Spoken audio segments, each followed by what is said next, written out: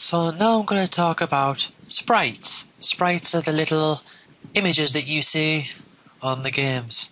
So if you imagine like a 2D game, what would a sprite would be of, say, Mario, or there'd be a sprite of the Tetris blocks, and there'd be even just Mario, there'd be sprites of him stood still, sprites of him running, sprites of him jumping. The individual question mark boxes would have sprites, enemies would have sprites. Sprites are basically the little images. So, of course, most of the time, you wouldn't want a game just to be text on a screen. You'd want to actually see something. And that's where sprites come in.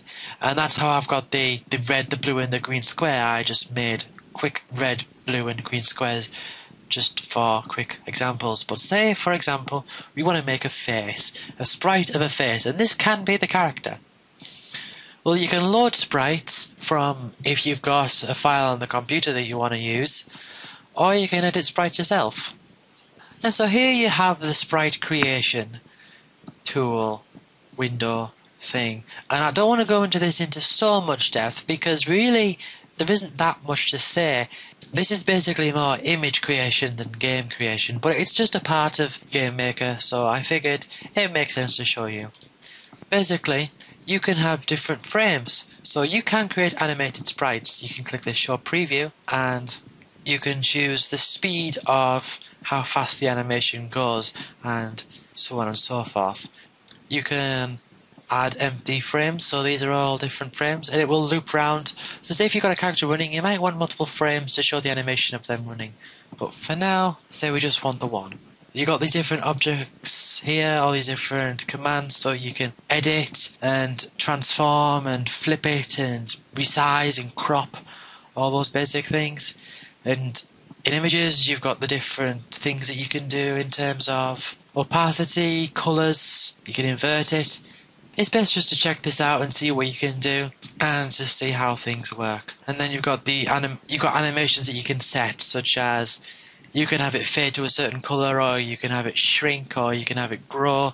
Just different animations that you can choose. I mean, you might, for example, want to make it so that if you kill an enemy, it fades out. So you could have an animation where it fades into just complete transparency.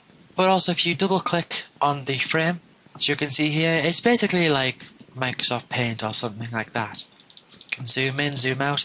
This grey and light and dark grey grid is basically to show transparency. So let's say if I wanted a smiley face, I could do a circle, and again you've got different like things here, like just the outside and inside, different colours, or all just one black colour. Let's say I want a black outline and a red face. I could make this circle here, and then I can go to the paint tool, change the brush size, and draw a smiley face, and that can be my character if I so wanted it to be. So there, hooray! I have a smiley face as my character. Yeah.